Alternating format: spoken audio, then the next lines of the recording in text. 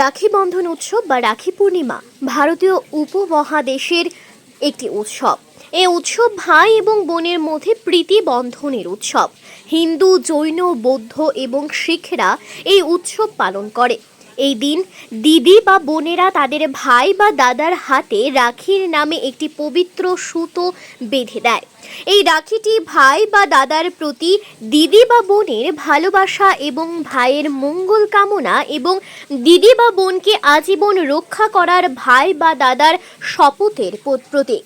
তবে আমাদের মনে রাখতে হবে 1905 খ্রিস্টাব্দের বঙ্গভঙ্গের সময় রবীন্দ্রনাথ ঠাকুর এই অনুষ্ঠানের পুনঃসূচনা করেছিলেন বাংলার মানুষের মধ্যে সৌভ্রাতৃত্ব বজায় রাখার উদ্দেশ্যে। এই রীতির প্রচলন ধরে রাখতে বর্তমান সাংসদ বিপ্লব কুমার দেবকে মহিলারা রাখি বন্ধন করে আসছে। এবারও তার ব্যতিক্রম হয়নি। সোমবার বিকেলে দিল্লি থেকে সাংসদ বিপ্লব কুমার দেব তার বনমালীপুর ভাড়া বাড়িতে পৌঁছতে আগে থেকে অপেক্ষারত মহিলারা ফুল, চন্দন এবং রাখি বন্ধনের মাধ্যমে তাদের স্নেহ ভালোবাসা দিয়ে তাকে আশীর্বাদ করেছেন। সাংবাদিকদের তিনি জানান, রাখি বন্ধন ভাই বোনেদের রক্ষা করার যে পরম্পরা, এটা ভারতীয় সংস্কৃতিতে অনেক দিন ধরেই প্রচলিত।